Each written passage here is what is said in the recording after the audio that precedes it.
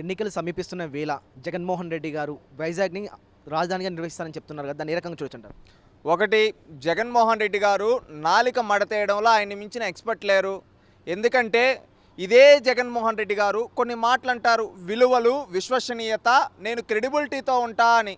2019 ఎన్నికలకు ముందు 2018 చివరిలో ఆయన ఇచ్చిన ఒక ఇంటర్వ్యూలో క్లారిటీగా రాష్ట్ర రాజధాని గురించి ఏం చెప్పాడంటే జగన్మోహన్ రెడ్డి గారు ఆయన నోటితో కొన్ని మాటలు చెప్పాడండి. ఏ విధంగా చెప్పాడంటే అప్పుడు ఎవరైనా చూస్తే జగన్మోహన్ రెడ్డి గారు ఇంత గొప్పోడా, ఇంత నిజాయితీగా ఉంటాడా అనిపించే విధంగా మాటలు చెప్పాడు రాజధాని గురించి. ఏ విధంగా అంటే ఆయన నోటితో విందాం. TV9కి ఇచ్చిన ఇంటర్వ్యూలో అనుకుంటా, ఒకసారి వినండి. ఇల్లు కడుతున్నాడు, ఫిబ్రవరిలో చేరబోతున్నాడు, ఫిబ్రవరిలో చేరబోతున్నాడంట. ఇంట్లో ఒక ఆఫీస్ కడతా ఉన్నా, ఆఫీస్ కూడా కడుతున్నాడంట. ఇన్ని కనిపిస్తా ఉన్నా కూడా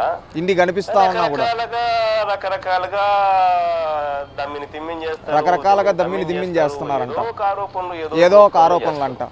పోస్ట్ ఎలక్షన్ ఒకటి, ఇక్కడ జగన్మోహన్ రెడ్డి గారు ఒక మాట అన్నారు. ఏమన్నారు? 2018లో ఇంటర్వ్యూ ఇచ్చినప్పుడు ఏమన్నాడు? నేను ఈ విధంగా ఇక్కడే రాజధాని ఉంటుంది, నేను ఇల్లు కట్టుకుంటుండా, నా ఆఫీస్ కట్టుకుంటుండా, అన్నీ మీ ముందు కనిపిస్తూ ఉన్నాయి, నేను మార్చును, చంద్రబాబు నాయుడు గారికి ఇల్లు లేదు అని చెప్పాడు. ఇదే జగన్మోహన్ రెడ్డి ఎలక్షన్లు అయిన తర్వాత ఏమన్నాడు? 2019 డిసెంబర్లో అసెంబ్లీలో సమావేశం పెట్టి ఆంధ్రప్రదేశ్ రాష్ట్రానికి కూడా 3 రాజధానులు ఉండాలి, సౌత్ ఆఫ్రికా మాదిరిగా. ఒకటి లెజిస్లేటివ్ క్యాపిటల్, ఒకటి జ్యుడిషియరీ క్యాపిటల్, ఒకటి ఎగ్జిక్యూటివ్ క్యాపిటల్. 3 రాజధానులు ఉన్న ఆశ్చర్యపోవాల్సిన అవసరం లేదని శాసనసభలో రికార్డ్స్లో ఉన్నాయి. ఆ విధంగా చెప్పాడు. ఇప్పుడు ఏమంటున్నాడు తెలుసా? కొత్త రాగం అందుకున్నాడు జగన్మోహన్ రెడ్డి. ఆ రాగం ఏంటో తెలుసా? విశాఖపట్నం రాజధాని అంట. పోస్ట్ ఎలక్షన్స్ ఇక్కడ చూడండి.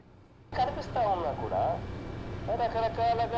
రకరకాలుగా దమ్మిని తిమ్మించేస్తారు, తమ్మించేస్తారు, ఏదో ఒక ఆరోపణలు ఏదో ఒక రూపంలో చేస్తారు. ఇప్పుడు అంటున్నాడు పోస్ట్ ఎలక్షన్స్ ఎప్పుడు 2024 తర్వాత అంట. My stay would be in Vizag అంటే దిస్ ఈజ్ మై కమిట్మెంట్ అన్నాడు. అంటే ఈయన చెప్పేది ఏంటి? ఎలక్షన్లు అయిపోతాయి, నేను ఇక్కడే వైజాగ్లో ఉంటాను, నేను ఇక్కడికే మారుతూ ఉన్నా అంటున్నాడు. నువ్వు ఇల్లు ఎక్కడ కట్టుకుంటే అక్కడ 5 ఏళ్ళకి ఒకసారి రాజధాని మారుస్తావా?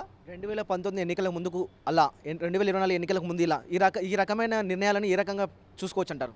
చేతగాని వాడు మంగళవారం కబుర్లు చెప్తాడు, చేతనయ్యేవాడు చేతల్లో చూపిస్తాడు అనే మాట అక్షరాల పల్లెల్లో మాట్లాడుకునే భాషలో చెప్పాలంటే ఈ విధంగా అనాలండి. ఎందుకంటే నీకు చేతనయ్యి ఉంటే నువ్వెప్పుడు 2019 డిసెంబర్లో చెప్పావు.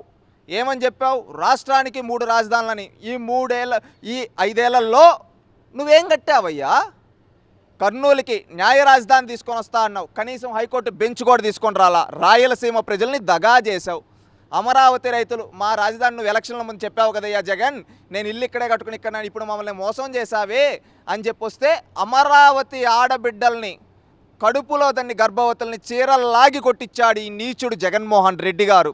ఇప్పుడు ఏమంటున్నాడు? నేను విశాఖపట్నంలో ఉంటా, నా రాజధాని అదే అంటాడు. అంటే ఎన్నికలు నువ్వెప్పుడు ఎక్కడ ఇల్లు కట్టుకుంటే నువ్వు కోటీశ్వరుడివి, నీకు ఇల్లులు ఎన్నైనా కట్టుకుంటావు, నువ్వు పేదల సొమ్ము దోచుకున్నావు, నువ్వు ఎక్కడైనా ఇల్లు కట్టుకుంటావు. కానీ పేదవాడి పరిస్థితి అలా ఉండదు కదా జగన్మోహన్ రెడ్డి గారు.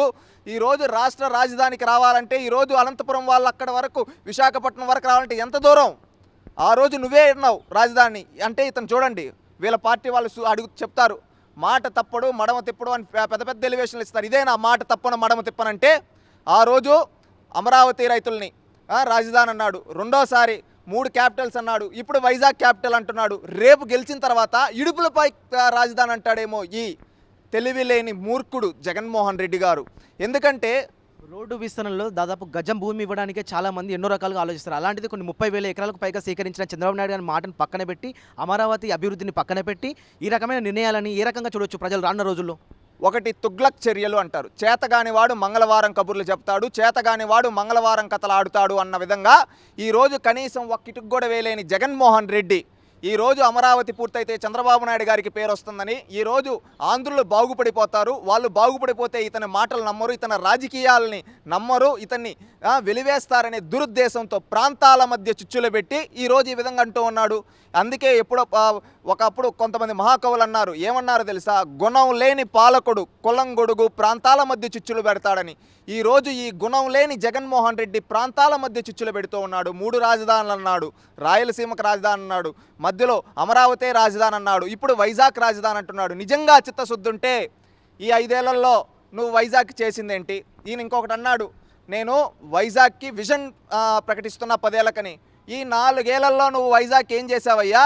ఒకప్పుడు చంద్రబాబు నాయుడు గారు మెట్టెక్ జోన్ తీసుకొని వచ్చారు. ఆ మెట్టెక్ జోన్ ద్వారా కరోనా సమయంలో ఎంతోమందికి సహాయపడింది. అదేవిధంగా మిలీనియం టవర్స్ తీసుకొని వచ్చి ఐటీ కంపెనీలు తీసుకొని వచ్చారు. అదేవిధంగా ఐఏఎం తీసుకొని వచ్చారు. అదేవిధంగా లూలు, ఆదాని డేటా సెంటర్, ఇవన్నీ చంద్రబాబు నాయుడు గారు తీసుకొని వచ్చారు. నువ్వు వచ్చిన తర్వాత ఆదాని డేటా సెంటర్ తరింగొట్టావు, లూలు తరింగొట్టావు, ఈరోజు మిలీనియం టవర్స్లో ఉండే ఐటీ కంపెనీలు తరింగొట్టావు. ఒకప్పుడు ఆర్థిక రాజధానిగా ఉండే విశాఖలో, ప్రశాంతమైన విశాఖపట్నంలో ఈరోజు నువ్వు చేసింది ఏంటంటే, నీ అనుచరులను పెట్టుకొని ఎక్కడో కడపకు సంబంధించిన కొంతమంది వ్యక్తుల్ని నీ సొంత సామాజిక వర్గం తీసుకొని వచ్చి విశాఖపట్నంలో పెట్టి భూ కబ్జాలు, అదేవిధంగా గంజాయి మాఫియా ఇవి చేసావు. ఈ విధంగా ఋషికొండకి బోడుగుండు కొట్టావు. అదేవిధంగా విశాఖపట్నంలో ఉండే భూములన్నీ దొబ్బేశావు. ఆ విధంగా చేసి నువ్వు ఫైనల్ పాయింట్ నిన్నేదో అంటూ ఉన్నాడు, పెద్దగా నేను మార్పులు చేయడం ఇంకేం లేదు, అన్నీ ఉన్నాయి అన్నీ. నువ్వు చేసిన దానికి, నువ్వు చేసిన దౌర్జన్యాలకి విశాఖపట్నం ప్రజలు మాకు జగన్ వద్దు అంటున్నారు. ఈరోజు మళ్ళీ ఉత్తరాంధ్ర ప్రజలను దగా చేయడం కోసం రాజధాని అంటున్నావంటే, ఈరోజు నీకు ఉత్తరాంధ్ర పైన ప్రేమతో కాదు నువ్వు అడిగేది, కక్షతో ఈ విధంగా అక్కడ ప్రజలను కూడా నమ్మించి, ఉత్తరాంధ్ర ప్రజలారా మేల్కోండి, ఎందుకంటే ఈ జగన్మోహన్ రెడ్డి దగా, ఈ జగన్మోహన్ రెడ్డి మనస్తత్వం తెలుసుకోండి. ఎందుకంటే ఒకప్పుడు అమరావతి రైతుల్ని, రాయలసీమ వాళ్ళని అందరినీ మోసం చేసి ఈరోజు ఇక్కడికి వచ్చి నేను వీళ్ళకి న్యాయం చేస్తా అంటే ఎవరు నమ్ముతారు? ఒక్కసారి ఆలోచించండి ఉత్తరాంధ్ర ప్రజలారా.